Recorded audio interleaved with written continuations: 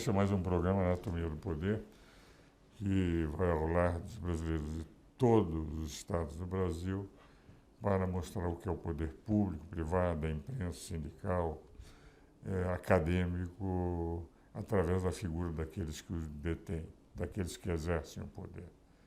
E hoje vamos ter como convidado especial um ilustre professor da USP em hematologia, e que hoje dirige o Instituto Butantan em São Paulo. Falaremos sobre cobras, e sem levar a mal o trocadilho, em hematologia o Dr. Dimas é também uma cobra, é um grande especialista e professor da Universidade de São Paulo, na mais importante faculdade de medicina do Brasil.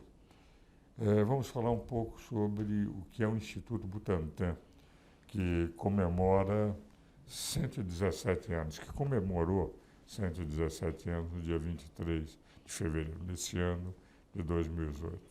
Meu caro professor Dimas, eu gostaria que falasse um pouco sobre o que é o Instituto, o que é dirigir e mostrar a importância em nível de pesquisas e, ao mesmo tempo, de vacinas que o Instituto tem no cenário brasileiro.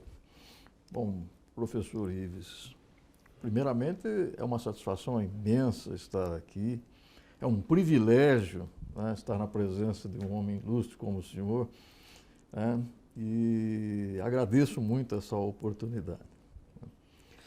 A alegria é nossa e o privilégio é nosso. O Instituto Butantan, ele completou 117 anos de existência oficial. Na realidade, 119 anos, porque ele existe desde 1889. Né? E ele nasceu, naquela época, o seu primeiro diretor foi Vital Brasil, né? E ele nasceu com a missão principal de combater as doenças, né, da época, né? Principalmente em relação à febre bubônica. Quer dizer, nós tivemos uma grande epidemia de febre bubônica no Brasil em 1889, né, principalmente na região do Porto de Santos. E foi aí que iniciou-se a história do Butantan. Nessa época, o diretor de saúde do estado era Emílio Ribas e o Adolfo Lutz era o diretor do Instituto Bacteriológico, né? E o Vital Brasil era assistente do Adolfo Lutz. E ele encarregou o Vital Brasil de fazer os primeiros estudos lá em Santos para identificar qual seria a causa da doença, né, que acontecia lá, porque não se sabia ainda exatamente o que era essa doença. Então, Vital Brasil foi para lá e, interessante, ele pegou a peste, quase veio a falecer e foi tratado por Oswaldo Cruz. Uhum. Então, ele se recuperou e, logo em seguida, foi criado o Instituto Butantan, né, com o objetivo de produzir o soro antipestoso. Essa foi a primeira missão do Instituto. Mas o Vital Brasil também já tinha, nessa época, interesse em produzir soros antivenenos de cobras, né? E aí toda a história, né, até a década de 30, né, se construiu ao redor da produção desses antivenenos. Em 1930, né, nós tivemos uma mudança de direção, em 1929, né, e o Butantan passou também a ser, a partir de então, um grande instituto de pesquisa. Tá? Ele trouxe pesquisadores do mundo, vejam, estamos falando em 29, não existia a USP ainda. Tá? Vieram pesquisadores alemães, pesquisadores franceses para o Instituto Butantan, e aí, paralelamente, então, se desenvolveu toda a atividade científica em várias áreas do conhecimento, não só relacionada à produção de soros. E essa história, né, vem se desenvolvendo aí durante todo esse tempo. Mais recentemente, o Butantan tem atuado fortemente na área de vacinas, né, e na área de produção de outros medicamentos também, né? Nós vamos começar a produzir brevemente medicamentos anti-oncológicos para tratamento do câncer, né? Então, é uma história riquíssima, né? Uma história em que participaram brasileiros ilustres, como eu mencionei aqui. E o Butantan é um instituto público, né, destinado ao apoio, né, ao tratamento, né, dos brasileiros de uma forma geral. Para o senhor ter uma ideia, para este ano, o Instituto vai produzir 60 milhões de doses de vacina da gripe. Ou seja, 1 em cada 4 brasileiros vai receber a vacina da gripe produzida pelo Instituto Butantan. Agora me diga, qual é hoje a equipe que se tem lá em número de funcionários, de pesquisadores, de professores trabalhando, doutor Dimas? No Butantan nós temos uma situação que é muito harmônica entre o Instituto E a USP. e uma fundação de apoio ao Instituto, que se chama Fundação Butantan, né?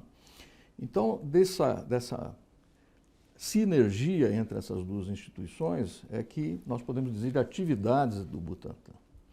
Nós temos 2.000 funcionários, né? Nós temos mais de 185 pesquisadores, né?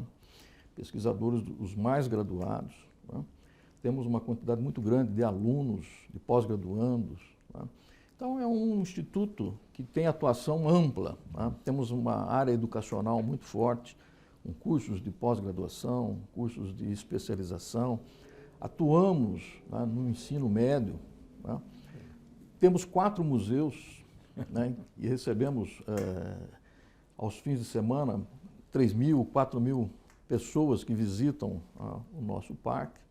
Então é uma atividade ampla, né, que tem essa missão, né, de não só produzir insumos para a saúde, como também de divulgar a ciência, como produzir, né, a educação, senso amplo. Tá? Então é uma, vamos dizer assim, é uma instituição que hoje ela é importantíssima dentro do cenário, tá, brasileiro, não só na produção de vacinas, como também na investigação científica e também na área educacional, porque toda a experiência é passada, tá, através de vários mecanismos, né, para a sociedade. Mas é interessante, senhores telespectadores, quase sempre quando se fala no Instituto Butantan, qualquer parte do Brasil, se focaliza exclusivamente nas cobras, entende? Naqueles em que os senhores têm, aqueles esforços em que as cobras estão soltas, e quando se visita o Instituto Butantan, que é sempre interessante, trazer principalmente estrangeiros para conhecer, mas não se percebe a importância, a dimensão, a grandiosidade do complexo Butantan, em nível de pesquisa, de 60 milhões de vacinas, nós temos 200 milhões de brasileiros, quer dizer, é menos de um quarto, é um terço, um pouco mais de um terço de brasileiros que terão a vacina. É um trabalho efetivamente admirável. Agora, o senhor, especialista em hematologia, decidiu, quando foi convidado, aceitar, porque via, entende, um novo desafio do que o ensino na Universidade de São Paulo. Professor Ives, eu, além de professor, eu também sou gestor na área de saúde. Quer dizer, dentro da própria USP, eu dirigi por mais de 25 anos um departamento do Hospital das Clínicas em Ribeirão Preto e um hemocentro, quer dizer, um centro de coleta e processamento de sangue, né? E essa experiência, no fim, acabou redundando no meu convite para vir para o Butantan, que também tem uma fábrica de processamento de plasma, né, que deve entrar em funcionamento nos próximos anos, né? Então, essa experiência de gestão na área de saúde pública, mais o fato de eu também militar na área de pesquisa, de ser professor, acho que reuniu aí umas competências, né, Aceitar o desafio. Isso, sem dúvida nenhuma, que é um grande desafio. É um grande desafio, mas que nós, com certeza, estamos conseguindo manter o Instituto funcionando em alto nível. Eu acho que isso é importante, sendo um instituto público, e nós sabemos que as instituições públicas no Brasil nem sempre, ou na maior parte das vezes, enfrentam dificuldades, né? Mas o caso do Instituto Butantan é um caso, vamos dizer assim, de sucesso, né? Pelo fato até de ter essa fundação de apoio, o que lhe permite ter uma certa agilidade do ponto de vista administrativo. Então, é uma instituição que pode servir de exemplo para outras instituições públicas nessa área da saúde.